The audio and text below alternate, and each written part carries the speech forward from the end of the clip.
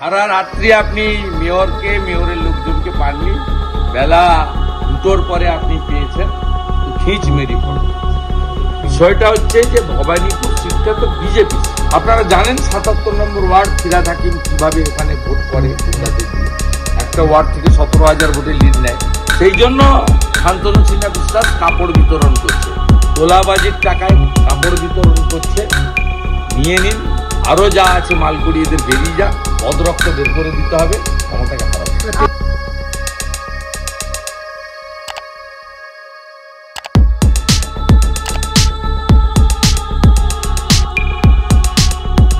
সব তোলাবাজির টাকায় বিতরণ করছে, যাদের দিচ্ছে তারা ছবি তুলে এলওপিকে পাঠাচ্ছে, এলওপি এক্সপোজ করছে। আমার কাজ এটা এসিপি বলছে দিদি দিচ্ছে, এটা বলে দেবেন, এটা বলতে পারেননি। উনি ওনার রোজগারের টাকায়, বেতনের টাকায় দুর্গাপূজা আসছে। পশ্চিমবাংলায় তো চাকরি নেই, বাকরি নেই, একটা 250-300 টাকার কাপড়, একটা 400 টাকার তারপলিন, একটা 200 টাকার কম্বল, একটা 150 টাকার মশারির জন্য হুড়োহুড়ি করে লোক নেওয়ার জন্য। এখানকার অর্থনৈতিক অবস্থা না, ওয়েলফেয়ার বোর্ড তো মালুমগুলি। উনি ACP Kalighat as well as Kalighat থানার আইসি, তিনি মুখ্যমন্ত্রীর সবচেয়ে ঘনিষ্ঠ, সবাই জানেন। তিনি সিভিল ড্রেসে থাকুন, যাই থাকুন, তোলাবাজির টাকায় কাপড় বিতরণ করছেন ভবানীপুরে। মূলত হিন্দু এলাকায় গিয়ে গিয়ে বলছে দিদি দিয়েছেন, এটা ওনার পাশ থেকে কেবলটা বলছে দিদি দিয়েছে, এটা ইয়াদ রাখলাম। সম্ভবত ওরা হিন্দিভাষী লোকজন ছিল, ইয়াদ রাখলাম মানে এরা মনে রাখবে, মানে 6 মাস পরে মুখ্যমন্ত্রীর ভোট আছে, তো পরিষ্কার। তো আর নিষ্ঠার সঙ্গে কাজ করেছি, কোথাও কখনো ব্যক্তিবাদের পক্ষে বলি না। পার্টি যে অ্যাসাইনমেন্ট দেয় করি, এবং আমার অ্যাসাইনমেন্টের বাইরেও আমি নাক গলাই না। আর বিরোধী দলনেতার নিজস্ব কিছু দায়িত্ব রয়েছে, সে সম্পর্কে আমি খুব সচেতন। আমি 4.5 বছর ধরে সেই কাজটা করে আসছি। আমার দায়িত্ব সম্পর্কে মুখ্যমন্ত্রী সবার হতে পারেননি, কিন্তু বিরোধী দলনেতা সামান্য ক্ষমতা, তার মধ্য দিয়েও আমি চেষ্টা করি। I raise my voice. Social media platform বলুন, electronics media mainstream media platform বলুন, ইনসাইড দ্য অ্যাসেম্বলি বলুন, আউটসাইড দ্য অ্যাসেম্বলি বলুন, যে কোনো ডিজিজ ভিকটিমের বাড়িতে যাওয়া বলুন, আই এম ওয়ার্কিং। আমি মনে করি আমার লিমিটেশনের মধ্যে আই এম ওয়ার্কিং সিনসিয়ারলি। এটা আমার কাজ, আমি এটা করেও যাবো যতক্ষণ আমি so long I am holding this post. বিষয়টা হচ্ছে যে ভবানীপুর সিটটা তো বিজেপি। বিজেপি যখন 18% ভোট পাচ্ছে, মাত্র 2টো এমপি জিতছে, তখন বিজেপি ভবানীপুর থেকে তথাগত রায় লিড নিচ্ছে 2014 সালে।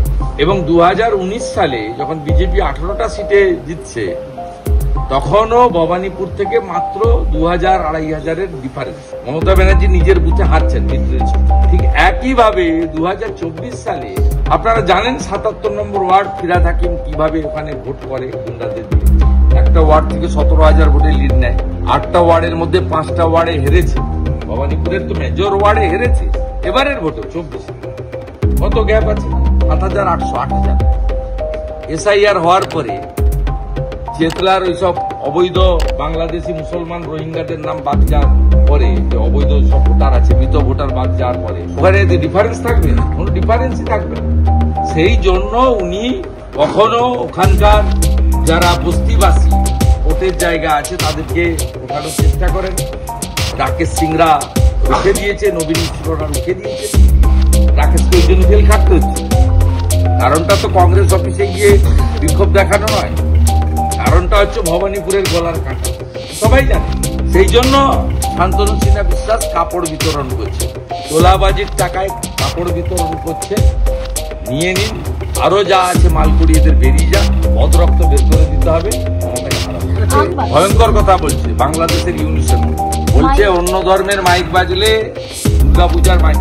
আরে রফিকুল সাহেব বলে রাখলাম, দুর্গাপূজার সমস্ত চণ্ডীপাঠ, পুষ্পাঞ্জলি, ঢাক কখন বাজবে, শঙ্খ কখন বাজবে, ঘন্টা কখন বাজবে, কাসর কখন বাজবে, কখন মন্ত্র উচ্চারণ হবে, এটা রফিকুরের কথায় হবে না। এটা পঞ্জিকাতে যেমন যেমন লেখা আছে হবে।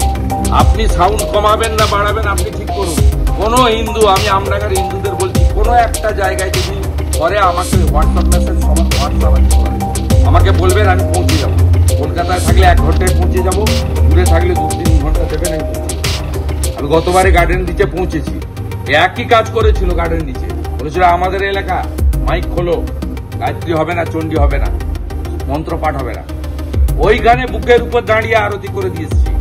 আমডাঙ্গাতে একটা পূজা মণ্ডপে যদি করে, রফিকুরের কথা শুনবেন না, এরা মুসলিম লীগ 2 করে, এবং কখন ঘন্টা, কখন কাসর, কখন ষাট, কখন মন্ত্র উচ্চারণ মাইকে হবে রফিকুর ঠিক করবে না।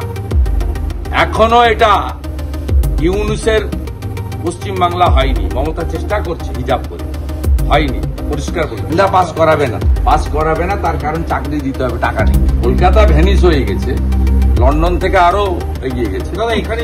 কিন্তু আপনি ভাবতে পারেন এটা মুখ্যমন্ত্রী, কালকে 11টা লোক মারা গেছে, গতকাল লাঠি খেলা, লাঠি খেলছে। সে যাই করুক, ধর্মীয় অনুষ্ঠান, কিন্তু উনি নাচবেন কেন? উনি তো সহনাগরিকের মারা গেছেন, উনি তো সকলের গার্ডিয়ান, প্রশাসনিক হেড। উনি কেন নাচবেন? উনি কেন আনন্দ করবেন? ওনার তো 72 ঘন্টা মৌনব্রত পালন করা উচিত ছিল, এবং পুজোর উদ্বোধনে গেল প্রদীপ জ্বালিয়ে চলে আসা উচিত। নাচ গান, কোথাও মদন মিত্রর সঙ্গে নাচছে, কোথায় এর সঙ্গে নাচছে, অপরাধ করেছে।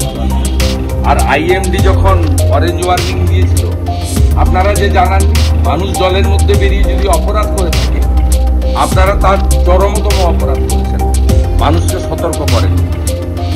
কোথায় আপনার মনোজ বারবার অভয়ার মা বাবা লোকজন নিয়ে নবান্ন অভিযান গেলে মাথা কাটানোর জন্য রাস্তায় থাকে। চাকরি প্রার্থীরা কোনো মেট্রো স্টেশনে ঢুকে ঢুকে তাদেরকে ট্রেন তল্লাশি করেন। কোথায় আপনার সাংবাদিক সম্মেলন করেন, ওদিকে একটা পাকা সুপ্রতিম, এদিকে ইন্দিরা, কোথায় এরা? দেখতে পাওয়া যাচ্ছে নাকি? পুরো সভাটাই নেই। আর রাত্রি আপনি মেয়রের লোকজনকে পারবেন, বেলা 2টোর পরে আপনি